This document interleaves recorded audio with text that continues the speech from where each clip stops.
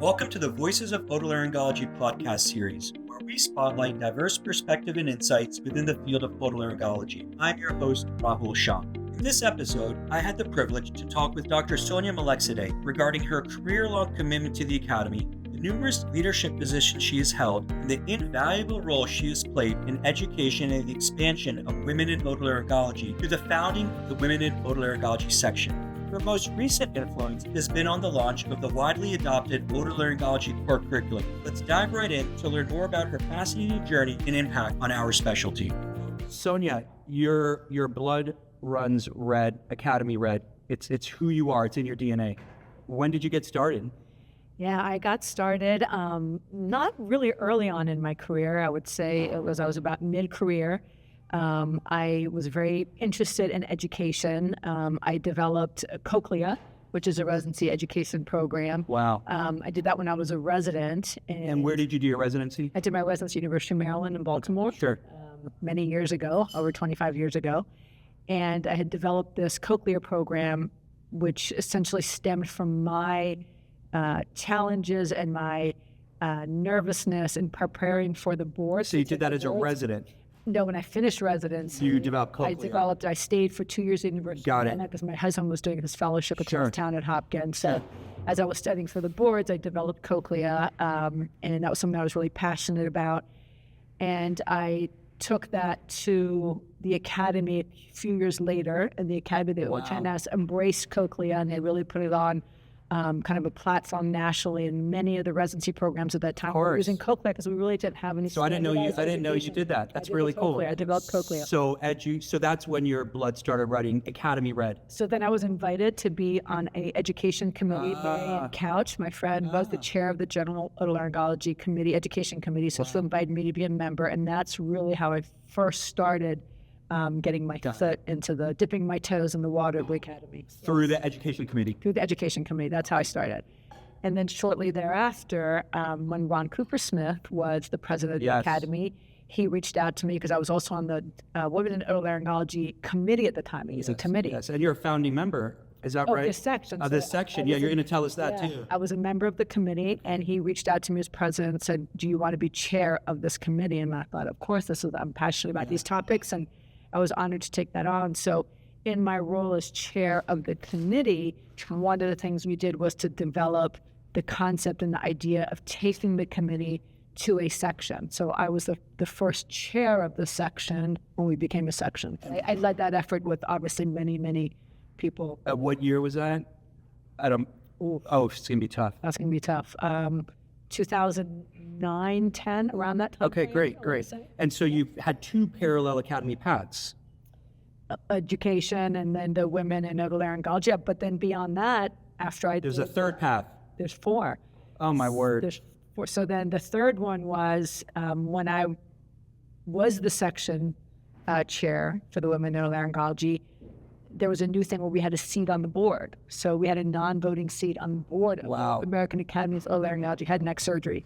And during my tenure there, I learned about an opening for the education coordinator because Max was at that time was education coordinator. He was rotating it off, and the search committee had started to look for the new education. Okay, so you raised your hand as you always do. So I applied. I applied for that, and I went through the whole search committee process, and I was fortunate to get that position. So I did a 4-year stint as the education coordinator for the Academy. And then when I finished that, I applied for the election to be a member-at-large academic on the board. Okay. So I did do that. So that's your 4 paths. That's my 4 paths. Wow. So I have a pet Different cat. hats. I have a pet cat, by the way, at home. Yeah.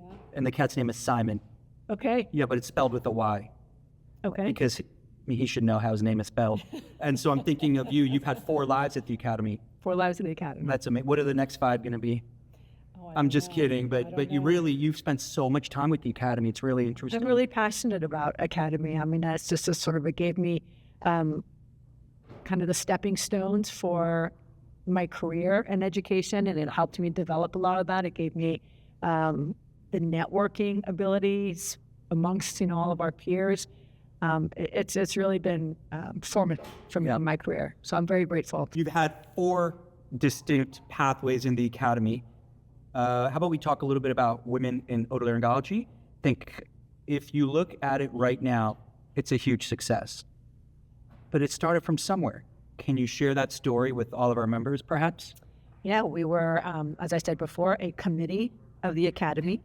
And I think the stars and the moon and the sun, everything lined up in that year that I was the chair of that committee, because we had some incredibly vocal and passionate women on the committee who felt that the Academy needed to do more for women. It needed to have a better, to provide more opportunities for women. Just this committee is 17 women, and are we really creating an entryway from women to leadership within the Academy? And so how can we go about creating these opportunities for them? And so the thought was that if we would go from a committee to a section, we would be able to create more committees within the section.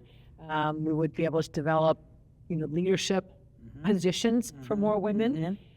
So again, it was just this compilation of 17 women who were very passionate, who outlined what it would look like to become a section. They also put money where the ideas were. So in that year that we were, striving to become a section, we raised, I think, $425,000 for the WEO endowment. Unbelievable. It was incredible. That certainly really helped. Congratulations to your team's set it off. Well, it was so many. It was a village. It was Susan with Chandrasekhar, Linda Brodsky was such an amazing force amongst the women. Absolutely amazing. Where are we now? So it started with 17. I'll pull the numbers, but if you can get some of the numbers, where do you know? I mean, the growth has been exponential and the engagement's been exponential, and my commitment is exponential. But where are we? We are now where we have a big section meeting. Yeah, it was attended by, I think, a terrific programming, by the way, and men. Incredible. And men to show up. I was there. Doug Backus, Troy Woodard, Gene Brown. We were there. It was terrific programming. We have a He for She award now. That's right. That's right. So again, it's like I said, it's not just the women. It's having this entire academy and our membership that has supported the growth of the WIO. That's right. And I can't give you numbers. And I'll get them, but it's really been huge. It's one committee has now 7 or 8 committees within That's WIO. right. That's right. Each of those have 17 folks on it. We have an entire governance structure, and there's a president every year, and there's a treasurer that sits on the FISC. And that's right. That's right. Finances. So that's right. It really has, I think, opened up many doors for women to get further involved. Right. And broadly represent our members. That's terrific. Absolutely. Talk a little bit about your role with Academy Education. I think I know, but I'll ask you, what's your proudest accomplishment? I would have to say the curriculum. All right, can you explain that? Because we're thinking the same thing here. You read my mind, and you haven't even talked about it. Yeah. Can you talk about it? Well, the concept of the core curriculum, our national curriculum, was something that we've been talking about for many, many years, I think over a decade. Yeah. And as someone who's involved in medical education in my department, unless nationally, I've seen that it is a challenge to educate the current residents because the knowledge base continues to expand. We're getting new technology. The professionalism piece, which we've talked about a lot at this meeting, is a big issue. And we as educators, really the onus is on us to develop and to train the next generation of otolaryngologists, but we don't necessarily have the tools. We're all busy practitioners. It's difficult for people to put together lectures and put together absolutely courses and standardize those. And to standardize it. That's the other thing. There's just big disparity, I think, between programs. So you have some programs that are heavily resourced. They have a ton of faculty. Absolutely. They can provide the best didactics. And then there are other smaller programs who have great faculty and they have, great but it's training. A people power, right? It's that and also resources and finances. Yes. They can't really, send their residents to all these fascinating, fantastic courses. Yeah. So it was to kind of equalize the playing field a little bit and to make sure that every program and every resident out there has access to the same education. We can standardize it so everybody in the country is doing the exact same thing. So, we're again trying to get rid of that disparity amongst the programs. Of the otolaryngology core curriculum, what is the highlight for you? I could list so many things, but what has it been? Why don't I help you think about it a little bit? Has it been the unprecedented adoption? In 5 months, you have 84% adoption. Is it spreading it to international members? Is it growth to our private practice and attending colleagues? Is it growth to our APPs? What is most exciting? How about the folks on all the committees, the editorial board, what would you name as perhaps the most exciting part about the Otolaryngology core curriculum for you? I think it's seeing everybody come together to put this program In like 6 months. in less than 6 months. It's unbelievable. Yeah. It exceeded agree. everyone's expectations. So why? I just think that there was a need for this, and the fact that someone actually stepped up to the plate, the academy, and decided they were going to take this on, and to finance it and to provide the resources to get it off the ground. And I think people have been waiting in the wings, and finally they came to fruition. You really got everybody jumped in 110%. I'm so proud of our editorial board from the SUO OPDO side, which are the program directors. I'm so proud of our committee education members who have actually done the work of putting all the modules and kind of the content together, and then the academy staff who spent countless hours of just editing and copy editing and putting all of this onto the platform. It has just been a Herculean effort, and again, it takes a village, and everyone has put in so much work and time and energy. And so I think that's what I'm most proud of, was to see kind of everybody come together in otolaryngology. We're all otolaryngologists, and despite what specialties we may be in and subspecialties, we are one. and some of it, we are one. And congrats to you all for doing that. I can't, it's absolutely blows my mind about teamwork. And we're wrapping up an extremely long day in Phoenix at the SUO AAO OPDO meeting. We just talked about the otolaryngology core curriculum. This podcast series is called Voices of Otolaryngology. What voice, what statement do you want to make to our 15,000 members out there? Our residents, our med students, international, what message do you send to them? I speak from the perspective of an educator, and I think that we have so much on our plates as physicians, as surgeons, and my whole career has been invested in training and educating the next generation of otolaryngologists, and I just want to remind everyone that we all can contribute in some way to continue that progress and that process, to really empowering our residents, our medical students, encouraging them to pursue our specialty. We have so many great things to offer. We are such a wonderful group of people. I love our specialty. I'm grateful for all that the Academy has done for us to and we'll continue to do, and I will put that on the record, we'll continue to do to support your great work. Yeah, we could not do anything that the big initiatives that we want to sort of move forward without the Academy's support, and again, all the resources and efforts that they put. And we are one, we are partners in this, so that's great. So our families know each other. Shall I tell the story? Shall you about your nieces? You tell the story. That our nieces are in school together in college, and your niece. My niece, your daughter. That's right. Yeah. Right.